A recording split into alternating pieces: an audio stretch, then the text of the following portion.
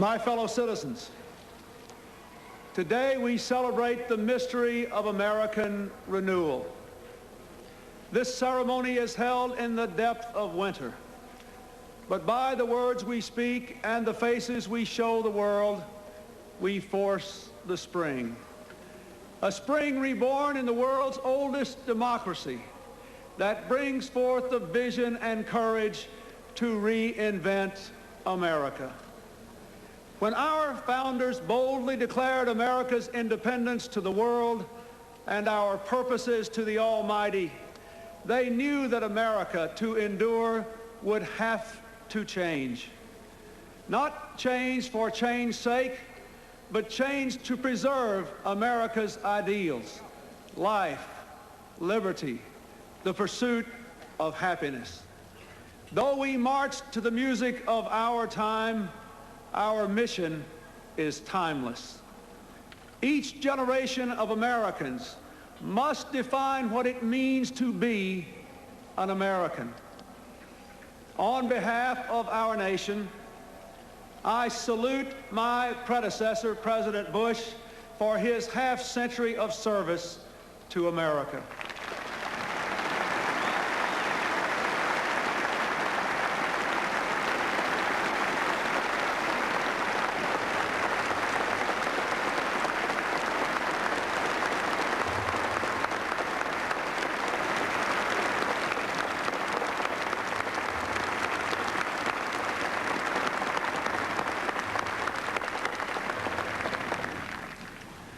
And I thank the millions of men and women whose steadfastness and sacrifice triumphed over depression, fascism, and communism. Today, a generation raised in the shadows of the Cold War assumes new responsibilities in a world warmed by the sunshine of freedom, but threatened still by ancient hatreds and new plagues. Raised in unrivaled prosperity, we inherit an economy that is still the world's strongest, but is weakened by business failures, stagnant wages, increasing inequality, and deep divisions among our own people. When George Washington first took the oath I have just sworn to uphold, news traveled slowly across the land by horseback and across the ocean by boat. Now the sights and sounds of this ceremony are broadcast instantaneously to billions around the world. Communications and commerce are global. Investment is mobile. Technology is almost magical. And ambition for a better life is now universal.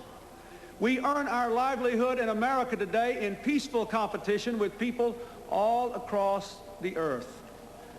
Profound and powerful forces are shaking and remaking our world. And the urgent question of our time is whether we can make change our friend and not our enemy. This new world has already enriched the lives of millions of Americans who are able to compete and win in it.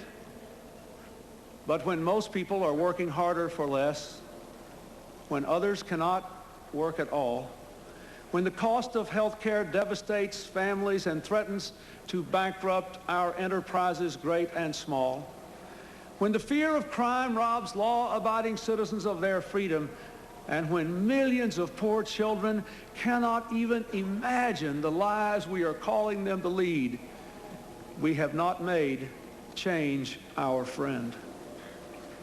We know we have to face hard truths and take strong steps, but we have not done so. Instead, we have drifted, and that drifting has eroded our resources, fractured our economy, and shaken our confidence. Though our challenges are fearsome, so are our strengths. Americans have ever been a restless, questing, hopeful people, and we must bring to our task today the vision and will of those who came before us. From our revolution to the Civil War, to the Great Depression, to the Civil Rights Movement, our people have always mustered the determination to construct from these crises the pillars of our history. Thomas Jefferson believed that to preserve the very foundations of our nation, we would need dramatic change from time to time. Well, my fellow Americans, this is our time. Let us embrace it.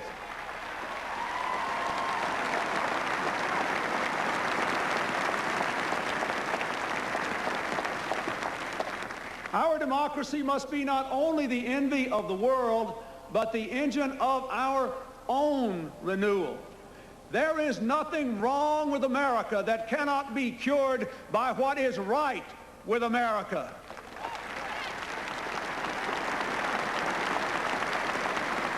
And so today we pledge an end to the era of deadlock and drift, and a new season of American renewal has begun.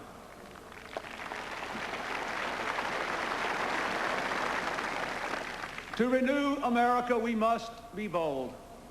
We must do what no generation has had to do before. We must invest more in our own people, in their jobs, and in their future, and at the same time, cut our massive debt. And we must do so in a world in which we must compete for every opportunity. It will not be easy. It will require sacrifice. But it can be done, and done fairly. Not choosing sacrifice for its own sake, but for our own sake. We must provide for our nation the way a family provides for its children. Our founders saw themselves in the light of posterity. We can do no less. Anyone who has ever watched a child's eyes wander into sleep knows what posterity is. Posterity is the world to come, the world for whom we hold our ideals, from whom we have borrowed our planet, and to whom we bear sacred responsibility. We must do what America does best, offer more opportunity to all, and demand more responsibility from all.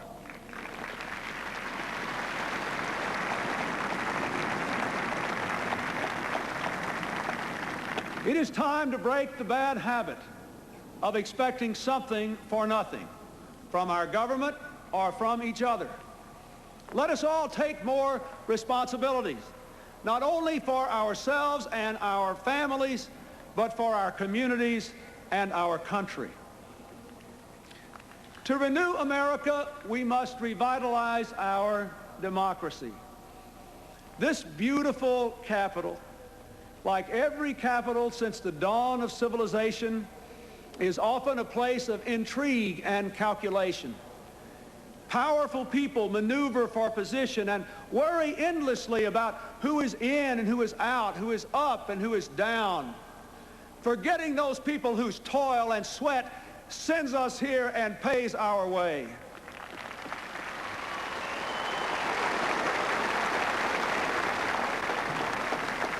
Americans deserve better. And in this city today, there are people who want to do better. And so I say to all of you here, let us resolve to reform our politics so that power and privilege no longer shout down the voice of the people. Let us put aside personal advantage so that we can feel the pain and see the promise of America. Let us resolve to make our government a place for what Franklin Roosevelt called bold, persistent experimentation, a government for our tomorrows, not our yesterdays. Let us give this capital back to the people to whom it belongs.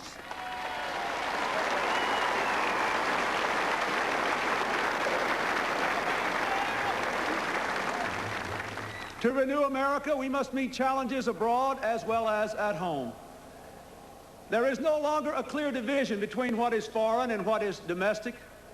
The world economy, the world environment, the world AIDS crisis, the world arms race, they affect us all. Today, as an old order passes, the new world is more free but less stable. Communism's collapse has called forth old animosities and new dangers. Clearly, America must continue to lead the world we did so much to make. While America rebuilds at home, We will not shrink from the challenges nor fail to seize the opportunities of this new world. Together with our friends and allies, we will work to shape change lest it engulf us.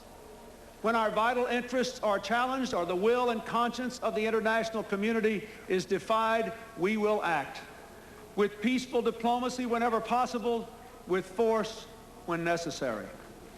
The brave Americans serving our nation today in the Persian Gulf, in Somalia, and wherever else they stand are testament to our resolve. But our greatest strength is the power of our ideas, which are still new in many lands. Across the world, we see them embraced and we rejoice. Our hopes, our hearts, our hands are with those on every continent who are building democracy and freedom. Their cause is America's cause. The American people have summoned the change we celebrate today. You have raised your voices in an unmistakable chorus. You have cast your votes in historic numbers, and you have changed the face of Congress, the presidency, and the political process itself. Yes, you, my fellow Americans, have forced the spring. Now we must do the work the season demands. To that work I now turn with all the authority of my office. I ask the Congress to join with me. But no president, no Congress, no government can undertake this mission alone. My fellow Americans, you too must play your part in our renewal. I challenge a new generation of young Americans to a season of service, to act on your idealism by helping troubled children, keeping company with those in need, reconnecting our torn communities. There is so much to be done. Enough indeed for millions of others who are still young in spirit to give of themselves in service too. In serving, we recognize a simple but powerful truth. We need each other, and we must care for one another. Today, we do more than celebrate America.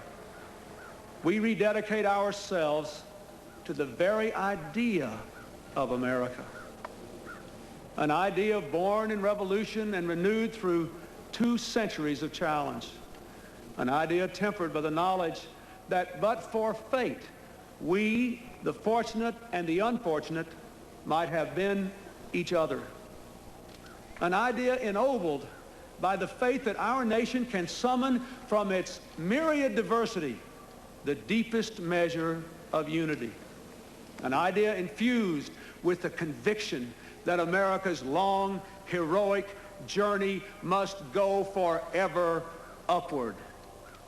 And so, my fellow Americans, as we stand at the edge of the 21st century, let us begin anew with energy and hope, with faith and discipline, and let us work until our work is done.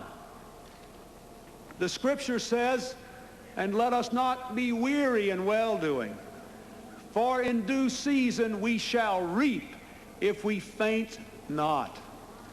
From this joyful mountaintop of celebration, we hear a call to service in the valley. We have heard the trumpets. We have changed the guard. And now, each in our own way, and with God's help, we must answer the call. Thank you, and God bless you all.